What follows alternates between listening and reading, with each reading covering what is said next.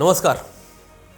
पिछले दिनों Allahabad high court के जज द्वारा विश्व हिंदू परिषद के एक कार्यक्रम में दिए गए भाषण के बाद जज शेखर कुमार यादव विवादों में हैं। विपक्षी सांसदों ने जस्टिस यादव के खिलाफ महाभियोग लाने की तैयारी शुरू कर दी है। इस प्रस्ताव पर 36 सांसदों के हस्ताक्षर भी हुए हैं।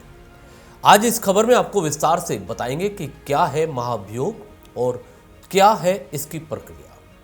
उससे पहले आपको बता दें कि इलाहाबाद हाई कोर्ट के जज का क्या है ऐसा बयान जिस पर बवाल मचा हुआ है।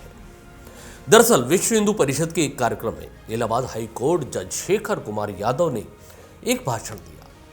उसका कथित वीडियो भी वायरल हुआ, जिसमें वह अपने संबोधन में कह रहे हैं कि यह हिंदुस्तान है, देश यहां रहने वाले बहुसंख्यकों की इच्छा के अनुसार चलेगा। जज के कथित इस बयान के बाद देश में नया विवाद खड़ा हो गया है। इस विवाद की गूंज अब संसद में भी नजर आने लगी है। संसद में विपक्षी दल जस्टिस शेखर कुमार यादव के खिलाफ महाभियोग प्रस्ताव लाने की तैयारी में है। लेकिन सवाल उठता है, क्या महाभियोग से जज को हटाया जा सकता है? इस खबर में हम इससे जुड़े तमाम सवालों के जवाब तो टटोलने की कोशिश करेंगे।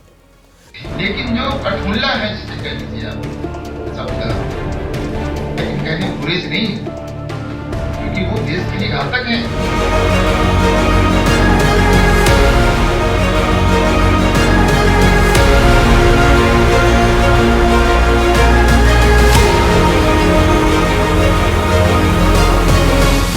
इस मामले में अब तक राज्यसभा के 30 से अधिक सदस्यों के हस्ताक्षर किए जा चुके हैं। प्रस्ताव से जुड़ा नोटिस 100 लोकसभा सदस्यों या 50 राज्यसभा सदस्यों द्वारा पेश किया जाना चाहिए।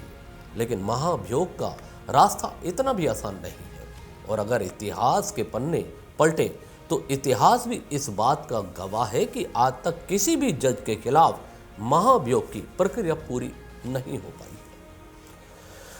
90 की शुरुआत में सुप्रीम कोर्ट के जज वी रामास्वामी के खिलाफ भ्रष्टाचार के आरोपों पर महाअभियोग लाया गया था, लेकिन यह लोकसभा में पास नहीं हो पाया। इसके बाद कोलकाता हाई कोर्ट के जज सौमित्र सेन के खिलाफ पैसों को लेकर यह प्रस्ताव लाया गया, लेकिन उन्होंने पहले ही इस्तीफा दे दिया।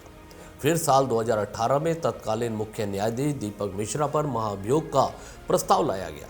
उन पर विपक्षी दलों ने दुर्व्यवहार के आरोप लगाए, लेकिन तत्कालीन राज्यसभा सभापति ने उसे खारिज कर दिया था। आपको बता दें कि हाईकोर्ट जज के खिलाफ महाभियोग लाया जा सकता है। संविधान के अनुच्छेद 124/4 और अनुच्छेद 217 के तहत जजों को पद से हटाने की प्रक्रिया बताई गई है। हालांकि यह प्रोसेस काफी मुश्किल है, लेकिन यह फिर भी संभव है अगर जज पर गलत व्यवहार या क्षमता की कमी जैसे आरोप लगे हों, तो महाभियोग जैसा कदम उठाया जा सकता है। हाईकोर्ट के किसी भी जज को हटाने के लिए प्रस्ताव को संसद के हर सदन यानी लोकसभा और राज्यसभा से विशेष बहुमत से पास होना चाहिए। विशेष बहुमत वास्तव में उस सदन की कुल सदस्यता का बहुमत और उस सदन की उपस्थित और मतदान करने वाले कम से कम 2/3 सदस्यों का बहुमत इसमें होना चाहिए। एक बार फिर आपको बता दें कि जज साहब का ऐसा वो बयान क्या है जिस पर विपक्ष में हंगामा बरपा हुआ है। जस्टिस शेखर यादव को लेकर इतना बवाल क्यों मचा है?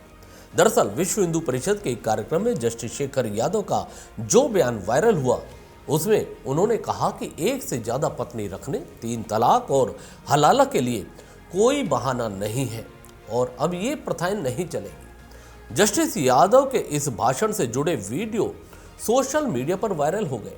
इसके बाद उन्हें आलोचनाओं का सामना करना पड़ रहा है। उन्होंने अपने बयान में कहा कि जिस नारी को हमारे यहाँ देवी का दर्जा दिया जाता है, आप उसका निरादर नहीं कर सकते। आप यह नहीं कह सकते कि हमारे यहाँ तो 4 पत्नियां रखने का अधिकार है, हमारे यहाँ तो हलाला का अधिकार है, हमारे यहाँ तो 3 तलाक बोलने का अधिकार है। ये सब अब नहीं चलेगा। इस मामले में सुप्रीम कोर्ट ने अखबारों में रिपोर्ट छपने के बाद संज्ञान भी लिया। सुप्रीम कोर्ट ने इस मामले में इलाहाबाद हाई कोर्ट के जज शेखर कुमार यादव से पूरा ब्यौरा मांगा है। दूसरी ओर जस्टिस यादव के बयान पर उठे विवाद को लेकर राज्यसभा सांसद और वरिष्ठ वकील कपिल सिब्बल ने कहा कि वो उनके खिलाफ महाअभियोग लाएगी। देखते हैं विपक्ष द्वारा महाअभियोग लाए जाने के प्रयास सफल हो पाते हैं या नहीं। इस खबर में इतना ही, दीजिए इजाजत, नमस्कार। चैनल को भी सब्सक्राइब करना ना भूलिएगा। धन्यवाद।